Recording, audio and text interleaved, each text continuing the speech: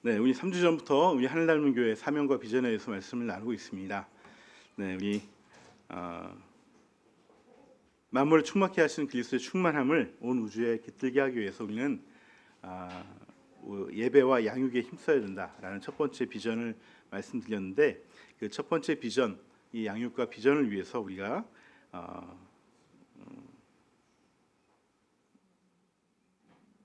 비전에 힘써야 된다고 했는데, 첫 번째 저희가 이제 양육과 비전에 힘써야 된다라는 것이고, 두 번째 인문학적 성찰이 필요하다라는 것 지난주에 말씀드렸고요. 세 번째는 이 삶의 예배를 위해서 필요한 것들인데, 이 삶의 예배를 위해서 세 번째 필요한 것은 바로 행동하는 믿음입니다. 행동하는 믿음. 그러니까 실천하는 믿음이 우리에게 필요하다라는 것이죠. 이것에 대해서 같이 말씀을 나누고자 합니다. 네, 이 말씀이 여러분에게 큰 믿음의 결단과 또 열매가 되기를 주님의 이름으로 축원합니다. 네, 한국 교회에서 가장 많이 사용하는 단어가 뭘까 한번 생각해 보니까 아마 믿음이란 단어하고 아멘이란 단어가 아닐까 저는 생각을 합니다. 이 두 단어는요 늘 실과 바늘처럼 이렇게 따라다닙니다. 그래서 목사님이 그런 줄 믿습니다. 그러면 이제 자동 반사적으로 아멘 이렇게 나오죠. 네, 그래서 바울 사도께서는 사실 신앙의 3요소를 믿음, 소망, 사랑이라고 말씀하셨거든요. 근데 보통 우리 한국 교회에서는 유독 그 중에서 믿음을 좀 많이 강조하지 않나 이렇게 생각을 합니다. 그래서 보통 그 사람 신앙이 좋아라고 얘기하면은 그 말을 그 사람 믿음이 좋아라고 얘기를 합니다. 그 사람 사랑이 좋아 이런 얘기 잘 안 하죠. 그 사람 소망이 좋아 이런 얘기 안 합니다. 믿음이 좋다라고 얘기합니다. 또 신앙생활을 다른 말로 믿음 생활이라고 얘기하죠. 우리가 우리 소망 생활 잘해야지, 사랑 생활 잘해야지 이렇게 얘기 안 합니다. 이렇게 유독 한국 교회는 이 믿음을 강조해 왔는데요. 물론 신앙생활에서 이게 믿음이 굉장히 중요합니다. 신앙이란 말 자체가 사실 믿을 신자에 바랄 앙자잖아요. 특히 동양인들 세계관에서는 이게 바라는 것에 대한 믿음, 이것이 이제 사실 신앙관이에요. 신앙관. 그러다 보니까 이 믿음을 굉장히 중요하게 여기는 그러한 어떤 문화가 형성되어 있습니다. 하지만 그토록 중요한 믿음인데 이 믿음에 있어서도 약간 우리가 좀 포인트가 약간은 빗나가 있는 면이 있지 않나라는 생각이 저는 평상시에 갖고 있습니다. 진짜 믿음이 중요하다면은 이 믿음에서 우리가 가장 중요하게 여겨야 될 것은 무엇인가? 우리가 이것을 늘 잊지 말아야 된다는 것이죠. 저는 믿음에 있어서 가장 중요하게 여기는 것은 믿음의 내용이라고 생각합니다. 무엇을 믿느냐죠. 무엇을 믿느냐. 이것이 저는 믿음의 본질이라고 생각합니다. 어떻게 믿느냐가 아니라 무엇을 믿느냐. 이것이 정말 중요합니다. 우리 한국 사회는 사실 유교의 영향을 많이 받아서 그런지 본질보다는 겉으로 드러나는 것, 그러니까 어떤 예를 굉장히 중요하는 풍조가 있어서 어떤 본질 내용보다는 어떤 그 포장하는 이 방법, 어떻게 이런 것들에 좀 많이 좀 경도되어 있는 경향이 있습니다. 그래서 믿음의 내용보다는 믿음의 열심, 믿음의 방법, 혹은 믿음의 뜨거움 이런 것들 더 강조를 많이 하고 우리가 기도를 하더라도 뭔가 정말 열심히 해야지, 기도를 해야지 뭔가 좀 내가 좀 기도한 것 같고 믿은 것 같고 또 내가 하나님의 보좌를 좀 흔든 것 같고 여러분 하나님의 보좌가 흔들릴까요? 네, 안 흔들립니다. 네, 그 흔들리면 그 하나님의 보좌가 아니겠죠. 뭔가 내가 그렇게 막 해야지 응답을 좀 받을 것 같고 그런 마음이 들어서 자기 스스로 흡족해하죠. 만족해합니다. 거기서 어떤 종교적인 만족을 찾는다는 것이죠. 그래서 기도의 내용보다도 기도를 몇 시간을 하는 것이 더 중요하고 또 얼마나 뜨겁게 하는 것이 중요하죠. 또 심지어 시간대도 굉장히 중요합니다.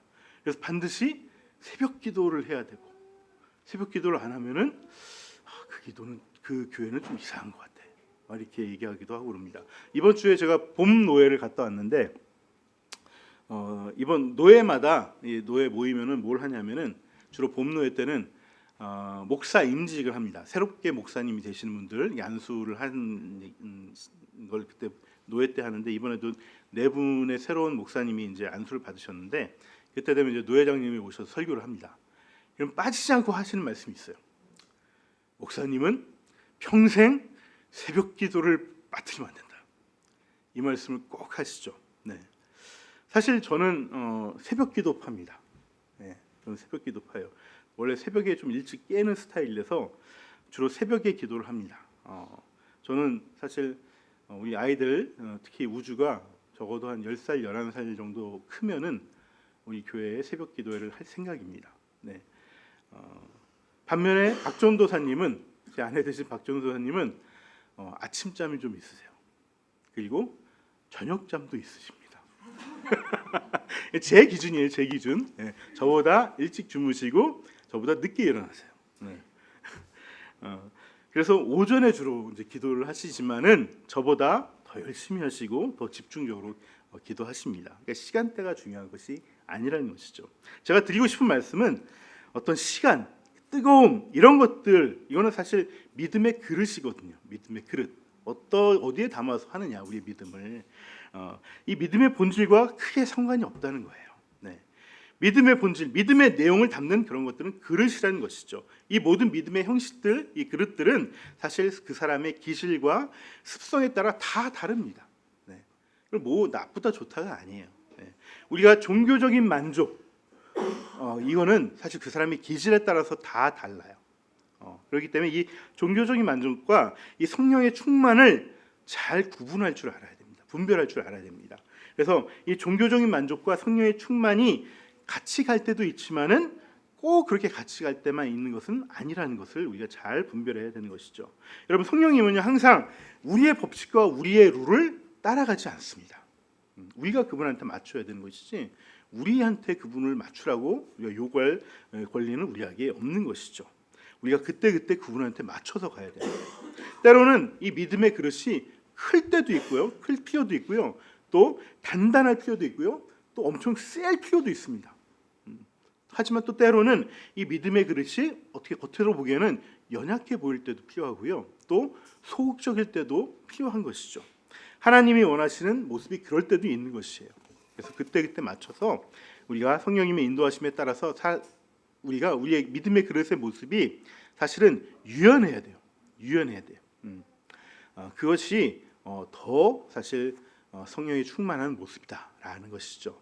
하지만 그것보다 더 중요한 건 뭐냐면은 그 믿음의 그릇에 담긴 그 믿음의 본질, 믿음의 내용 그게 뭐냐는 거예요. 그걸 놓치면은 그 그릇이 뭐 어떤 그릇이든 간에 그거는 사실 2차적인 것이고 부차적인 것이죠.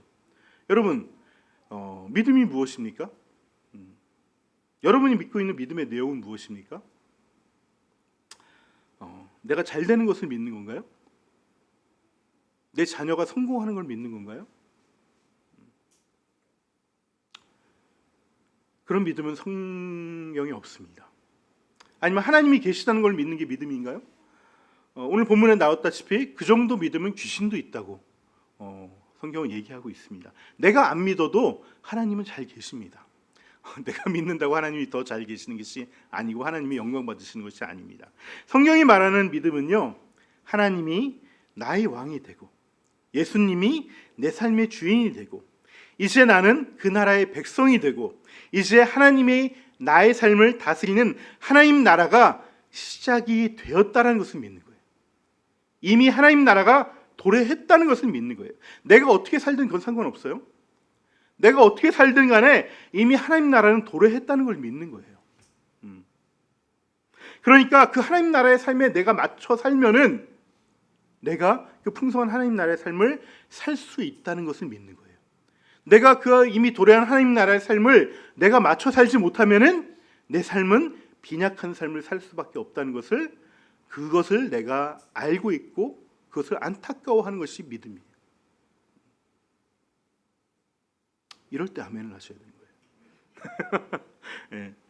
여러분 이것은 영적인 팩트를 인정하는 겁니다. 믿음은 영적인 팩트를 인정하는 것이 믿음이에요. 내가 뜨겁게 큰 소리로 하나님이 나의 주인이십니다 라고 인정을 하든 덤덤하게 작은 소리로 주님이 나의 왕이십니다 라고 인정을 하든 그 믿음의 차이는 1도 없어요. 1도 없어요. 여러분 믿음 모든 신앙의 고백은요 법정 용어입니다. 법정 용어.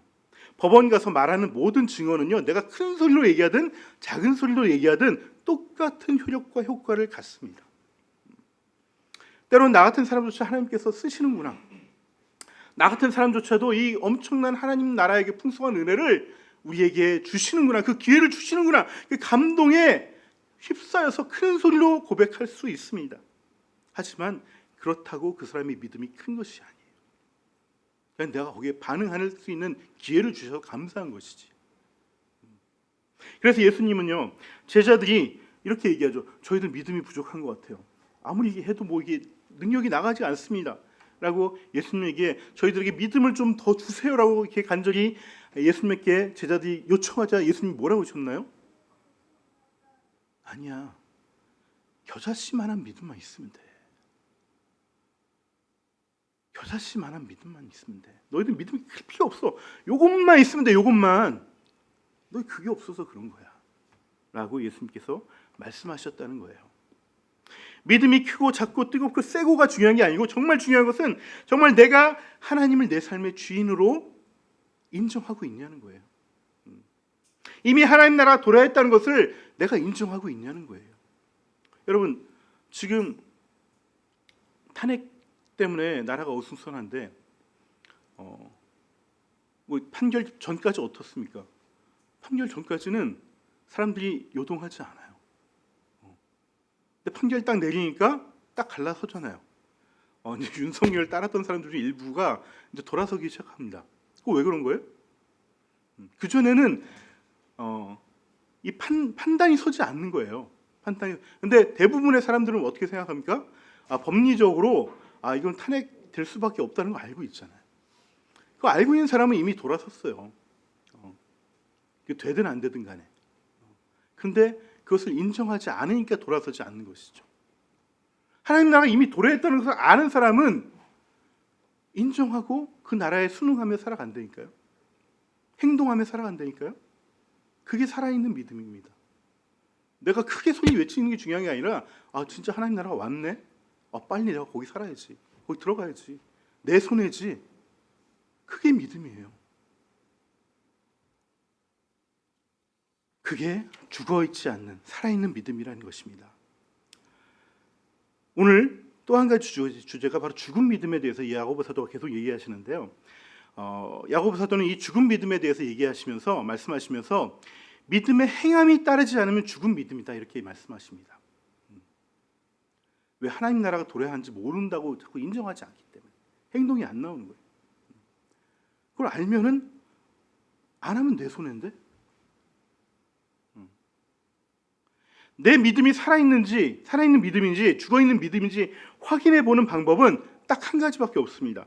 내가 지금 믿음의 행동을 하고 있느냐, 믿음의 행동을 하지 않고 있느냐.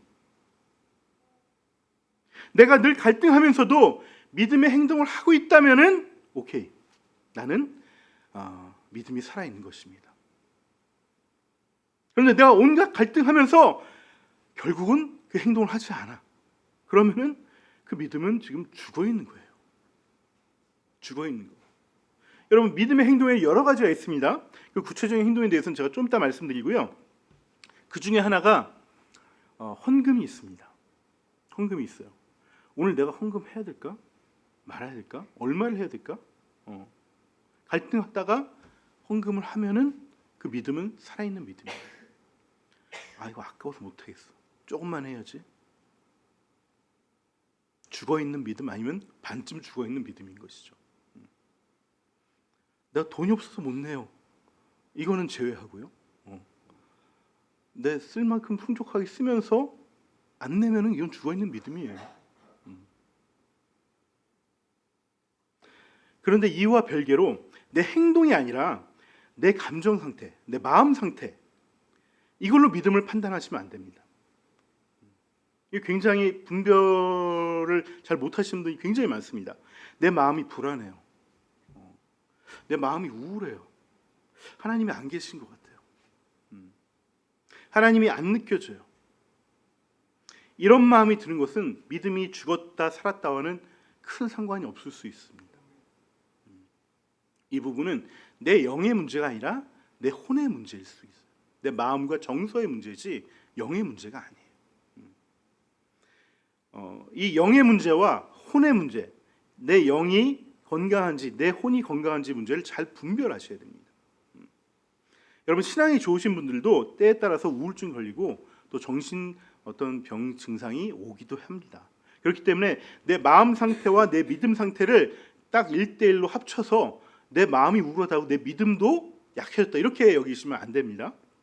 이렇게 판단하지 마시고 그런 거는 우리 교육자나 전문 상담가하고 잘 이렇게 상담하셔서 분별을 해야 될 그런 지혜가 필요한 것입니다.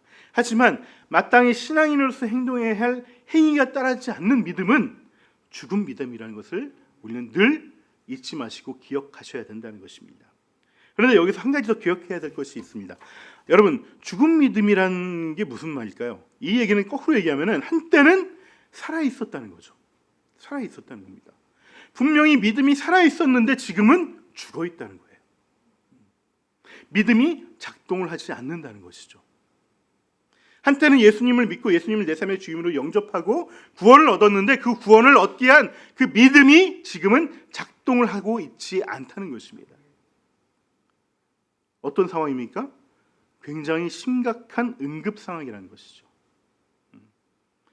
하지만 여러분, 이 상황이 굉장히 심각한 응급 상황이긴 하지만 절망적인 상황은 아닙니다. 이 상황을 확대해서 지금 내 믿음이 죽었으니까 구원도 다 잃어버렸다 이렇게까지 생각하시면 안 됩니다. 우리가 믿음으로 인해서 구원을 얻었지만 믿음을 잃어버렸다고 해서 구원까지 다 잃어버렸다고 생각하시면 안 된다는 거예요. 믿음은 구원을 얻게 하고 또 구원을 이루며 살게 하는 신앙의 도구인 것이지 구원 그 자체는 아니에요. 이것도 분별을 하셔야 됩니다. 굳이 비유를 하면은 믿음이 작동을 하지 않는 것은 자동차가 엔진이 고장나서 이렇게 움직이지 않은 상황이에요. 응급 상황이고 심각한 상황인 것이죠. 이 엔진이 고장난 상황이 심각한 상황이긴 하지만 그렇다고 차가 없어진 그런 절망적인 상황은 아니라는 것이죠. 엔진이 고장나면 어떻게 해야 됩니까? 고쳐야 되죠. 카센터 가서 고치면 돼. 그러면 되는 겁니다. 그러면 다시 움직일 수 있습니다. 다시 행동할 수 있습니다. 다시 믿음이 작동을 해서 구원을 이루어가는 삶을 살아갈 수 있게 되는 것이죠. 네. 문제는요, 엔진이 고장이 났는데도 고칠 생각을 하지 않고 차를 그냥 방치해 두는 경우가 많다는 거예요. 저 돈 많이 드는데 고치려면 차도 맡겨야 되고 시간도 없고 불편한데 그냥 저거 놔두고 그냥 택시나 타고 다닐까? 그러다 결국 폐차시키는 거예요. 안 고치고 놔두다가.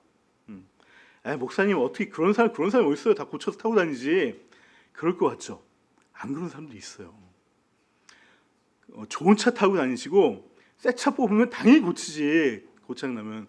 근데 이 차가 오래되고 차가 정말 낡고 이 고쳐 또 고장나고 그러면은 이 차 고치면 고쳐 또 저럴 것 같은데 또 저 똥차 타기도 싫은데 그런 마음이 들면요 안 고칩니다. 뭐 저희 아파트 지하 주차장에 가보면요 그렇게 방치돼서 먼지 쌓이는 차들이 한두 대씩 꼭 있어요. 그러다 어느 날 가보면 이렇게 레카차가 끌고 와서 없어지는 차들이 있습니다. 여러분, 내가 내 믿음, 내 신앙에 대해서 가치 있게 여기고요. 예수 믿은 지 정말 얼마 안 돼서 새 차 같은 신앙 갖고 있을 때는 내가 늘 스스로 이 내 신앙을 내가 관리합니다. 고칩니다. 그래서 죽는 믿음이 안 되게 만들어요. 반대로 내 신앙에 대해서 별 가치가 없게 여기고 신앙이 뭐 중요해, 그냥 교회 마당만 밟으면 되지, 그런 마음 갖고 있으면요 내 신앙이 죽은지도 몰라요. 내 믿음이 언제 죽었는지도 모르고 그러다가 결국 폐차됩니다. 예배자가 아니라 우상 숭배자로 살아가다가 결국 폐차되는 인생이 되고 만다는 것입니다. 여러분, 내가 죽은 믿음인지 살아있는 믿음인지 내 믿음은 행동하고 있는지 사실 날마다 점검하셔야 돼요. 그래서 고치고 수리하고 행동하는 믿음으로 승리하는 삶의 예배를 드리셔야 될 줄 믿습니다. 마지막으로 그렇다면 우리의 믿음이 살아있다는 것을 증명하는 구체적인 믿음의 행함은 무엇이 있을까? 오늘 본문에는 세 가지가 나옵니다. 첫 번째는 연약한 지체에게 실질적인 도움을 주는 것입니다. 그 행함이 있어야 됩니다. 그래서 야고보 사도는 행동하는 믿음의 구체적인 예로 이렇게 첫 번째로 말씀하고 계십니다. 15절 우리 같이 읽어볼까요? 어떤 형제나 자매가 헐벗고 그날 먹을 것조차 없는데 여러분 가운데서 누가 그들에게 말하기를 평안히 가서 몸을 따뜻하게 하고 배부르게 먹으십시오 하면서 말만 하고 몸에 필요한 것들을 주지 않는다고 하면 무슨 소용이 있겠습니까? 이와 같이 믿음의 행함이 따르지 않으면 그 자체만으로는 죽은 것입니다. 네. 누군가 정말 재정적으로 힘이 드는데 실질적인 도움은 주지 못하고 그냥 기도만 하고 격려만 하고 위로만 하고 있다면은 그것은 죽은 믿음이라는 거예요. 여러분 사도행전 보시면은 초대교회 성도들은 밭과 재물을 팔아서 과부들을 먹여 살리는 구제에 힘쓰고 그 일을 전문적으로 잘하는 사람을 찾기 위해서 집사를 뽑았습니다. 여러분 이게 하나님 나라의 삶이고요. 삶의 예배이라는 것이죠. 힘들어하고 있는 것을 알면요 실질적으로 도울 수 있는 데까지 우리가 다 할 수는 없지만은 내 삶의 여력 가운데 살 수 있는 것은 해야 되는 게 살아있는 믿음의 모습이에요. 우리가 교회에 헌금하는 것은요 하나님께 드리는 종교적 행위가 아닙니다. 신약 시대로 넘어와서 종교적 의미의 헌금은 다 사라졌어요. 다 사라졌어요. 구약 시대에도요 종교적으로 드리는 11조에는 이미 그 안에 연보의 의미가 담겨져 있습니다. 여러분 연보라는 것은 뭐냐면은 내가 드리는 그 예물 또 어떤 그 돈으로 다른 누군가를 돕는 게 연보입니다. 네. 구약 시대 11조에도요 내 소득의 10분의 1로 소득이 없는 제사장들을 돕는 거예요. 그 연보의 의미가 담겨져 있습니다. 또 고아와 과부 같은 사회적 약자들을 돕는 연보의 의미가 담겨져 있습니다. 이게 신약 시대로 넘어와서 교회 시대로 넘어오면서 국가 단위가 아니라 교회 내에서 공동체 내에서 어려운 사람들 그리고 교회 안에 사역자들을 돕는 의미로 쓰이는 것이 헌금이에요. 그래서 교회 헌금을 내면은 교회 월세 내고 운영비 내고 남은 거 가지고 먼저 사역자들 생계비 내는 겁니다. 그리고 또 교회 내 어려운 사람들 돕는 거예요. 여러분 교회가 다른 곳에 힘든 사람 돕는 것도 중요하지만 먼저는 함께 예배드리는 지체들 돕는 게 우선이에요. 그게 우선이에요. 성도가 교회 내 어려운 사람 돌보지 않고 얼굴도 모르는 불우한 이웃을 돕겠다? 이거는 그냥 내 자식 굶고 있는데 옆집 아이 밥 먹이는 거와 똑같은 겁니다.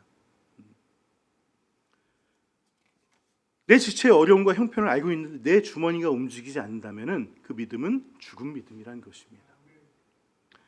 저는 여러분들이 저와 같은 사역자뿐만 아니라 나중에는 다른 어려운 지체들의 형편까지 도우려고 노력하는 살아있는 믿음의 성도들이 되기를 축원합니다.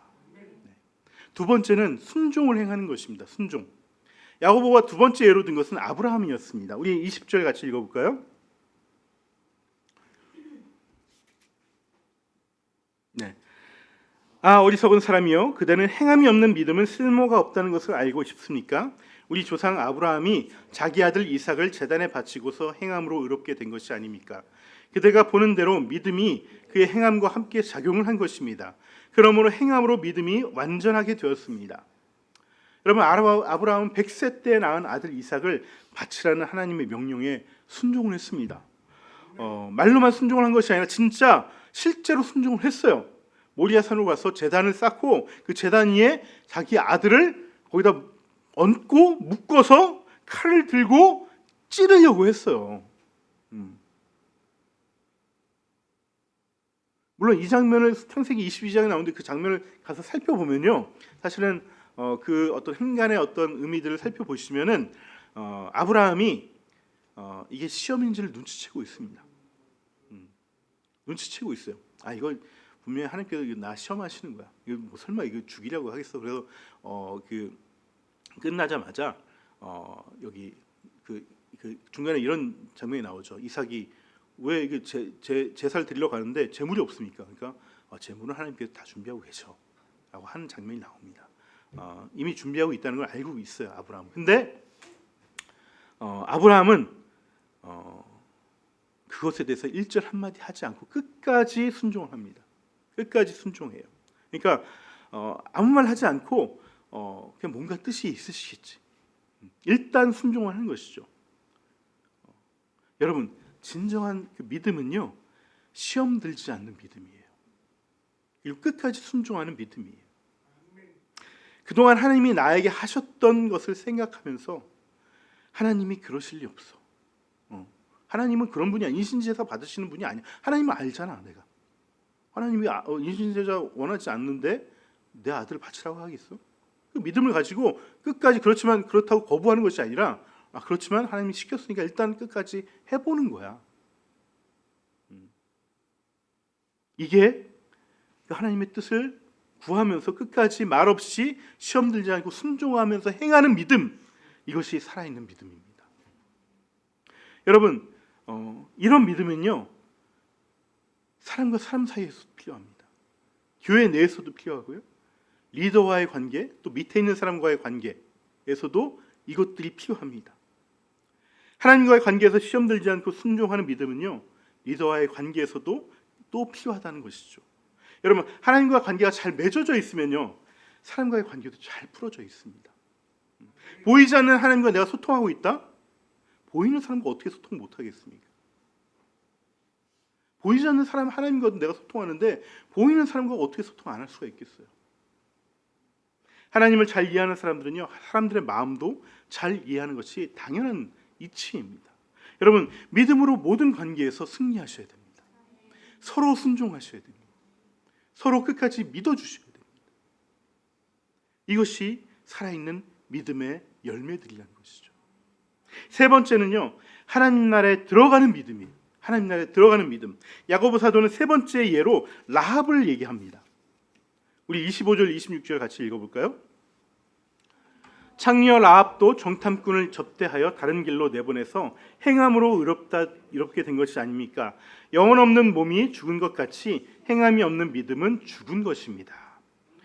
우리 라합에 대해서 잘 아시죠? 또 모르시는 분이 있으니까 간단히 설명드리면은, 우리 여호수아에 이제 라합이 나오는데 이 라합은요, 여호수아의 첫 번째, 여호수아는 이제 가나안 땅, 이제 이집트에 나와서 가나안 땅에 들어가서 첫 번째 정복지가 바로 여리고성인데, 그 여리고성에 살고 있던 기생이었어요.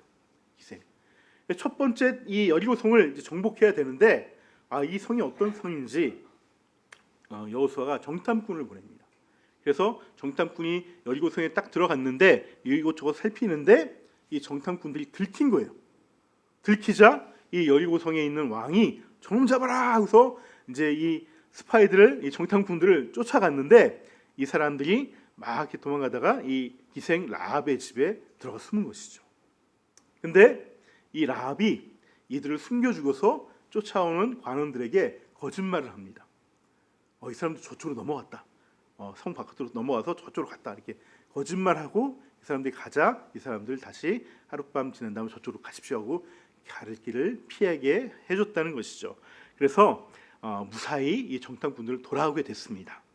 이 일로 인해서 나중에 어떻게 됐냐면은, 이 여리고성이, 우리 여호수아가 7바퀴를 돌면서 여리고성이 완전히 폭삭 무너졌지 않습니까? 그리고 여리고성에 있던 모든 주민들이 다 죽임을 당했습니다. 그때 약속을 했죠. 그 전에 너희들이 이 여리고성을 정복할 때 나와 나의 가족은 살려줘라.